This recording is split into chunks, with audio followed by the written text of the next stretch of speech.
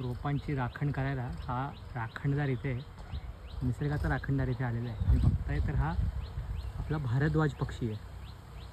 आणि हा भारद्वाज काय करतो माहिती आहे, वर हा आता निवांतपणे बसून निरीक्षण करतो आहे की ह्या मातीतून काय काय कुठल्या कुठल्या आळ्या किडे बाहेर येतात आणि त्यातून तो आपल्या भाताच्या दाणीचं किडींपासूनही संरक्षण करतो. आणि हे ह्याचं नित्यकर्म आहे. त्यामुळे त्याच्या नित्यकर्माचा आपल्या शेतीकरता खूप मोठा फायदा आपल्याला होतो आहे. आणि हा भारद्वाज इथे काय माहिती आहे, कारण ह्याच्यावरती हे मोठं आपण आंब्याचं झाड जपलेलं आहे.